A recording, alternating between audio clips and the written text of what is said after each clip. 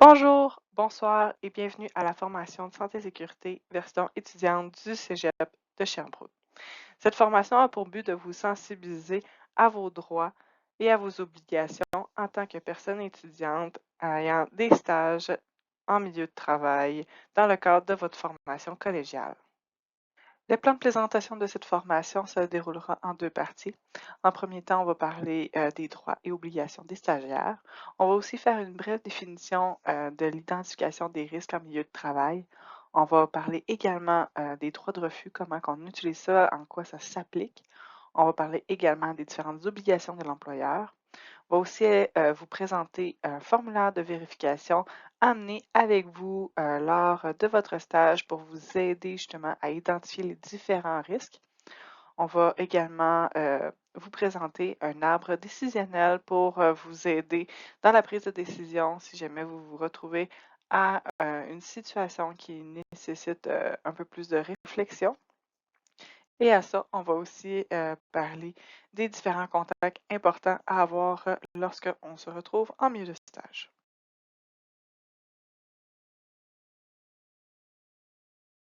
En tant que personne stagiaire dans votre milieu de stage, vous avez plusieurs droits qui doivent être respectés. Entre autres, que vous devez avoir des conditions de travail qui respectent votre santé, votre sécurité et votre intégrité physique et psychique. Vous devez aussi recevoir l'information, la formation et la supervision adéquate. Donc, il est tout à fait normal de demander justement de l'information lorsque vous débutez à un nouveau poste de travail et qu'il vous reste des questions justement à avoir, bien, vous êtes en droit de les exiger. Vous avez aussi le droit de refuser ou d'exécuter un travail si vous avez des motifs raisonnables de croire qu'il vous expose à un danger pour votre santé, votre sécurité, votre intégrité physique ou psychique ou celle de quelqu'un d'autre. Donc, ce droit de refuser un travail, on va en reparler un petit peu plus loin, mais justement, si vous avez un motif raisonnable que vous mettez votre vie en danger ou celle de peut-être de collègues, mais vous avez un droit de refus à ce niveau-là. Vous pouvez aussi demander une affectation de tâches sans danger si jamais vous avez des enfants ou vous êtes enceinte ou vous allaitez. Donc, il y a certaines conditions qui permettent de justement évaluer un poste de travail pour assurer justement la santé et la sécurité à ça. Et ça ne va pas brimer justement vos avancements ou l'atteinte des compétences dans votre stage. D'un autre côté, la personne stagiaire a aussi des obligations à respecter. Elle doit entre autres prendre les mesures nécessaires pour protéger sa santé, sa sécurité ou son intégrité physique ou psychique.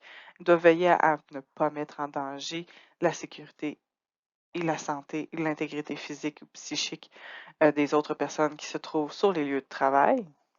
Elle doit aussi participer à l'identification et à l'élimination des risques d'accidents du travail et de maladies professionnelles sur les lieux et doit porter, bien entendu, ses équipements de protection individuels fournis par l'employeur si jamais il y a lieu. Et la personne stagiaire doit également prendre connaissance du programme de prévention s'il y en a.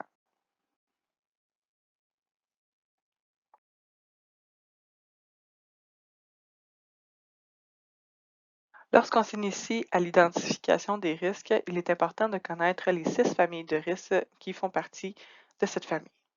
On y retrouve entre autres les risques chimiques, les risques biologiques, les risques physiques, les risques ergonomiques, les risques psychosociaux et les risques liés à la sécurité. On va prendre le temps de les détailler au cours des prochaines diapositives. La première famille de risques que nous voyons ensemble, c'est la famille des risques chimiques. Vous savez, les produits chimiques sont omniprésents, que ce soit à la maison, en milieu de travail ou encore à l'école, ils sont toujours présents. On peut tout simplement penser aux différents produits ménagers que l'on utilise ou bien encore de la peinture, ils sont présents. La différence avec le milieu de travail, c'est qu'il faut prendre en considération que nos méthodes, selon le poste de travail que l'on occupe, doivent être pris en considération et que nos actions, justement, lors de notre journée de travail régulière, peuvent être influencées par ces différents produits-là. Effectivement, tout dépendamment du produit qui se retrouve sur votre milieu de stage, on peut soit les ingérer, les inhaler ou encore l'absorber via la peau. Et ces différentes entrées vers le corps humain doivent être prises en considération pour s'assurer que votre santé et votre sécurité ne soient pas affectées. La deuxième famille de risques que nous explorons, ce sont les risques biologiques. On en a parlé régulièrement, entre autres via la COVID-19, qui est un virus. Mais autre ce virus, il y a plusieurs produits qui peuvent se retrouver dans les risques biologiques. Comment on fait pour la distinguer? On pense entre autres à tout ce qui est vivant. Donc, si on est dans le service à la clientèle, on traite des patients ou encore qu'on travaille en agriculture avec des animaux ou des plantes, c'est des excellents milieux de travail qui peuvent avoir des vecteurs avec des risques biologiques. La prochaine famille, les risques physiques. Les risques physiques concernent toutes les formes d'énergie ou force, comme on peut le voir dans la liste qu'on peut avoir sur le diaporama. Effectivement, lorsqu'on est dans un milieu de travail, est-ce que mon poste de travail comprend beaucoup de bruit, suffisamment de bruit pour que justement ça perturbe mon environnement de travail ou que je trouve que c'est trop fort? Est-ce que mon poste de travail comprend des vibrations qui impactent justement ma position, ma façon de travailler? Est-ce que je dois m'approcher de près ou de loin de l'électricité qui fait fonctionner des équipements? La température en fait partie également, donc est-ce que je suis à l'extérieur ou que je dois avoir vivre les différents aléas de Dame Nature? La pression, est-ce que je suis dans un environnement avec différentes pressions? Il y a aussi le rayonnement, donc est-ce qu'on se retrouve dans un environnement où on a des sources de radioactivité, où on est en contact, entre autres, avec les rayons du soleil, qui peuvent avoir aussi un impact sur notre qualité de travail. Le prochain risque que nous élucidons, ce sont les risques ergonomiques.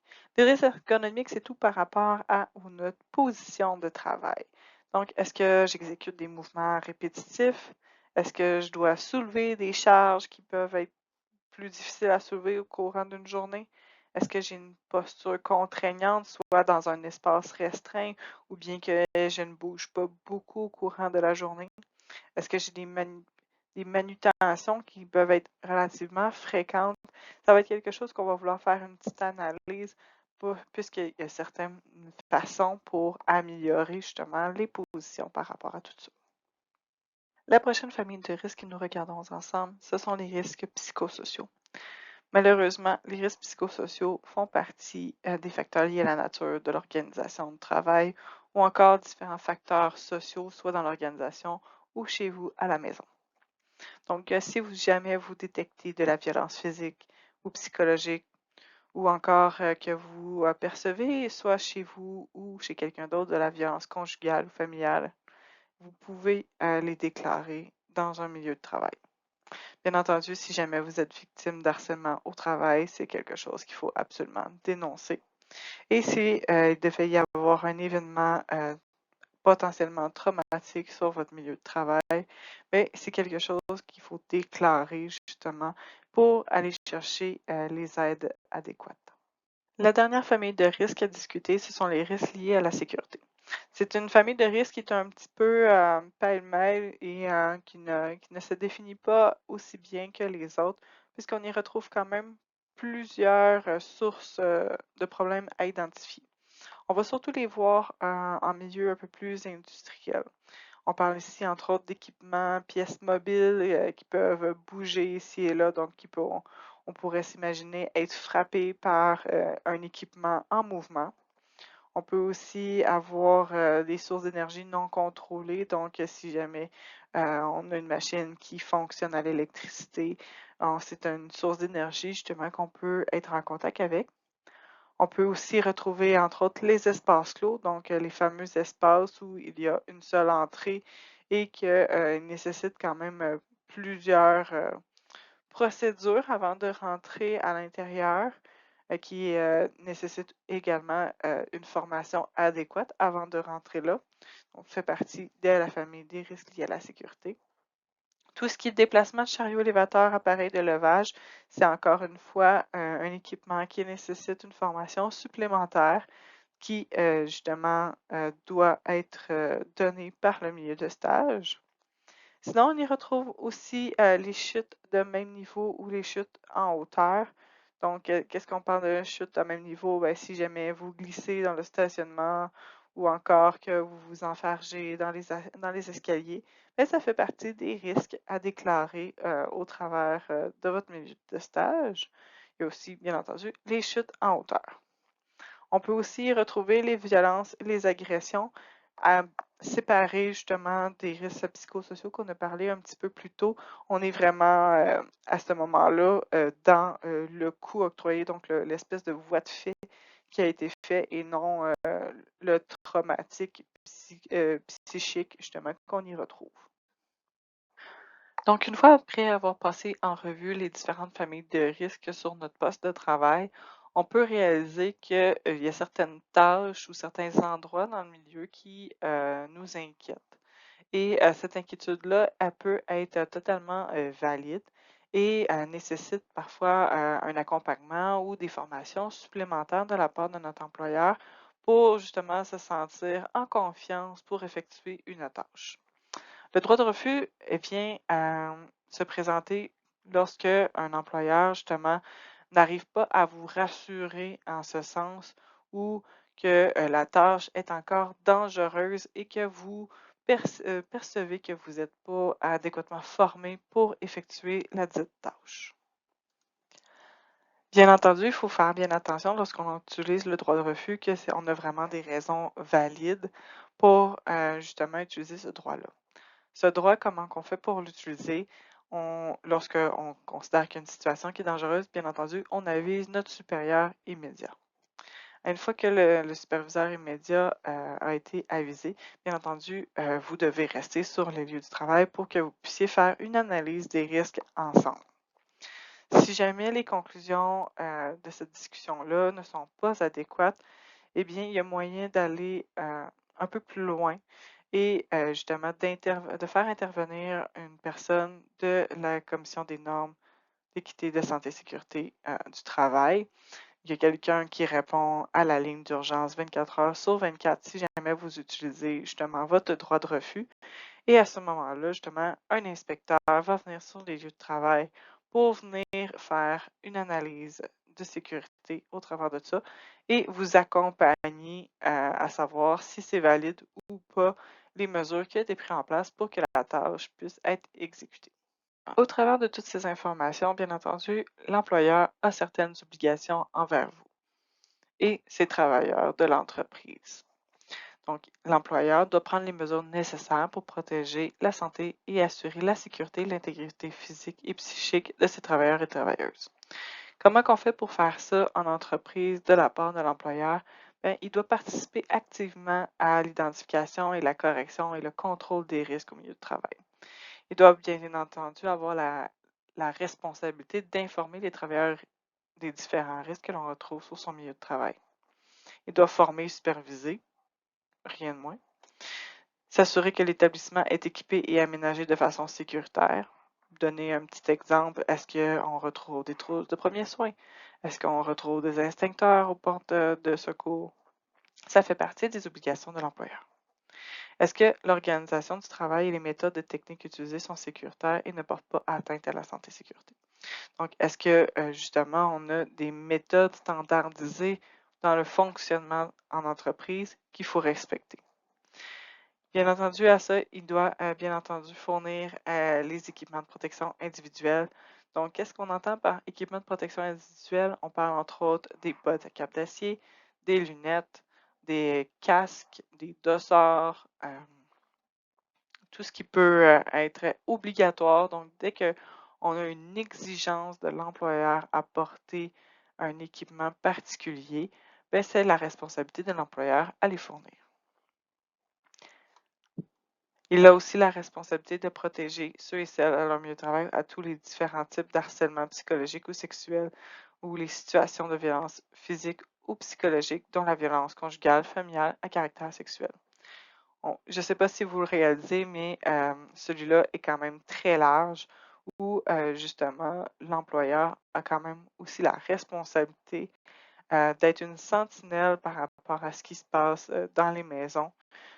Seulement, bien entendu, si il remarque quelque chose de suspect, il doit bien entendu respecter aussi la vie privée des gens.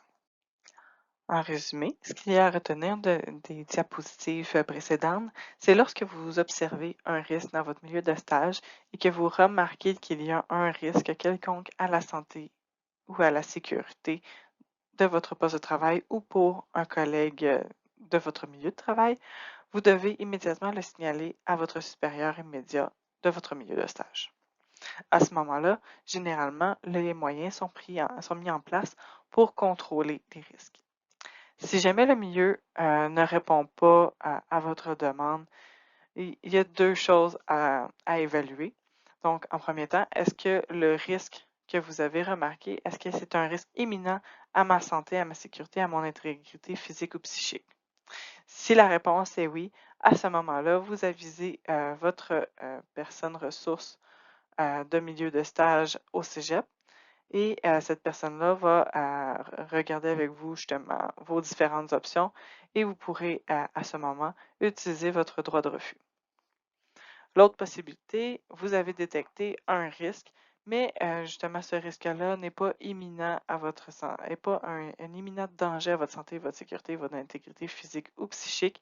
Et à ce moment-là, vous devez quand même appeler votre personne ressource au cégep pour pouvoir discuter des différents moyens qui pourraient être mis en place, mais vous n'avez pas à utiliser votre droit de refus à ce moment-là.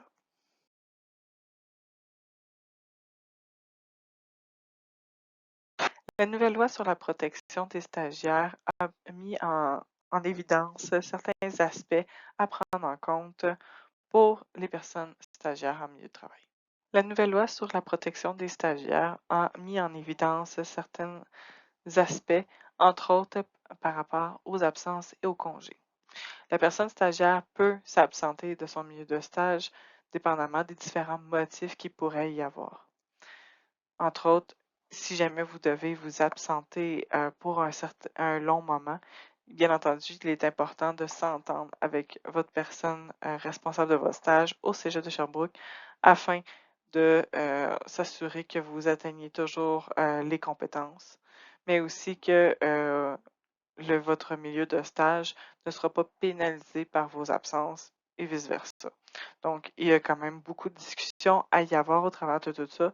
Mais si jamais vous avez les raisons ou les motifs valables comme qui sont inscrits dans la diapositive présente, bien, vous êtes tout à fait dans vos droits de prendre un congé. On a pu voir précédemment qu'il y existait déjà une famille de risques pour tout ce qui était risques psychosociaux. Bien entendu, le harcèlement psychologique est inacceptable et la loi visant à assurer la protection des stagiaires en milieu de travail rajoute une emphase avec une certaine définition aussi au travers de ça, où que tout stagiaire a droit à un milieu de stage exemple de harcèlement psychologique. La loi visant à protéger les stagiaires offre aussi une protection contre les représailles. Donc, si jamais vous subissez des mesures discriminatoires ou des représailles ou des sanctions X que vous avez eues à l'exercice des droits que vous avez en tant que stagiaire, bien, vous avez une forme de protection, soit à l'égard de l'employeur ou même avec l'établissement d'enseignement qui est le Cégep de Sherbrooke, ici présent, pour justement vous défendre. Une fois que vous avez passé au travers de vos différents droits, si jamais ces droits ne sont pas respectés, il est tout de même possible de suivre une procédure pour des recours à mettre en place. Bien entendu, on vous suggère fortement de parler à votre superviseur de stage en premier temps, soit avec le milieu de travail ou celui du cégep pour voir s'il n'y a pas un terrain d'entente à y avoir. Et si jamais on arrive à un cas un peu plus extrême, mais il est possible d'avoir des recours avec la Commission des normes et d'équité de santé et sécurité du travail du Québec. Outre que les droits des stagiaires, il y a aussi certaines obligations qui viennent avec justement toutes ces possibilités-là. À ces différents droits de stagiaire, il y a quand même certaines nécessités à prendre en cours de route ou lorsque l'on apprend que l'on doit prendre un congé ou que l'on doit prendre un congé, eh bien, il faut aviser le plus rapidement possible son employeur de son absence ainsi que la personne enseignante qui est le superviseur de stage avec vous. Vous avez aussi la responsabilité de limiter la durée de votre absence selon les différents moyens possibles. Et il peut être possible que l'employeur vous demande une justification de documents attestant le motif de cette absence et ça fait partie de leurs droits. Puisque vous êtes présent en milieu de travail pour accomplir un stage, bien, votre employeur doit tout de même assurer une certaine accommodation pour vous faire atteindre la réussite. Il doit aussi s'assurer de vous informer et comme on a pu le voir un petit peu plus tôt, il doit prévenir aussi toute forme de harcèlement en milieu de travail. Donc, un milieu de stage doit prendre les moyens raisonnables à sa disposition pour vous assurer la réussite de votre milieu de stage.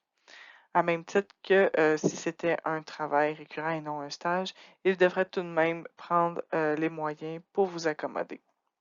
Bien entendu, ces accommodations doivent être doivent être raisonnables et ils vont devoir aussi passer sous-entendre avec votre enseignant votre enseignant du cégep pour qu'il soit accepté. On a pu le voir plus tôt, maintenant on est rendu à la troisième fois, donc vous pouvez voir le sens de la loi, à quel point on insiste énormément sur la prévention du harcèlement, où justement l'employeur a l'obligation de prendre en compte la prévention du harcèlement. Il doit rendre disponible une politique de prévention sur le harcèlement psychologique et sa procédure de traitement de plainte à tous ses stagiaires et employés. Donc, il faut justement mettre ce mécanisme-là en place de bonne heure. Donc, c'est quelque chose que vous devriez être mis au courant dès votre accueil à votre milieu de stage. En résumé, à même titre que ce que nous avons vu pour l'identification des risques, si jamais vous vivez une situation où que vos droits prévus à la loi n'est pas respecté, bien, vous devez immédiatement signaler cet enjeu à votre milieu de stage. Lorsque l'information est donnée à votre superviseur immédiat, ben, justement, on s'attend à ce qu'il y ait un ajustement qui est fait rapidement. Si jamais, malheureusement, votre droit n'est pas respecté, ben, vous pouvez aviser la personne du cégep immédiatement pour l'informer de la situation et on pourra, à ce moment-là, escalader les différentes solutions aux personnes attitrées. Lorsque vous arriverez à votre première journée de stage ou un petit peu avant, vous allez avoir en votre possession une fiche comme vous voyez à votre écran. Cette fiche se veut être une petite aide-mémoire pour justement susciter la conversation avec votre milieu de stage ou encore avec l'enseignant qui vous accompagne à l'intérieur de votre stage. Donc, au travers de tout ça, qu'est-ce que l'on retrouve? Bien, on veut justement que vous documentiez un peu ce qui se passe sur votre milieu de travail.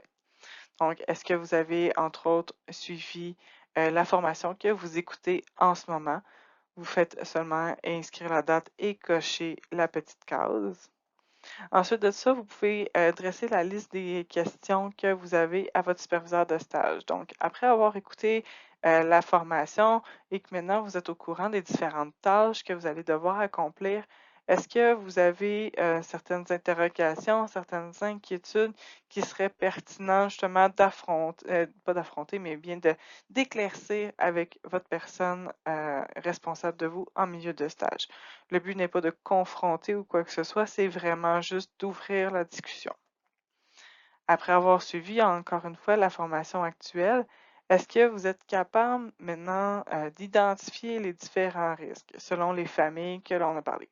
Donc, si jamais vous vous retrouvez avec des risques biologiques à cause que vous travaillez avec des gens ou vous manipulez des échantillons qui peuvent être vivants, ou vous êtes encore avec des produits chimiques, ou vous êtes travailler avec des machines, ou vous êtes encore sur un poste de travail fixe, ou que justement l'ergonomie de travail peut être un souci comme tel. Donc, c'est le moment que vous pouvez commencer à documenter pour voir justement les différents risques que vous allez rencontrer.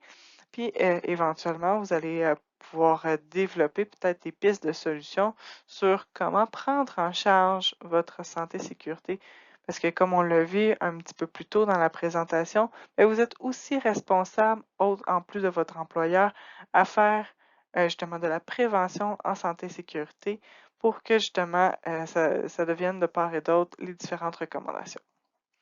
Ensuite de ça, dans l'autre section qu'on a un petit peu plus bas, on voit consulter les politiques et les procédures en vigueur en milieu de stage.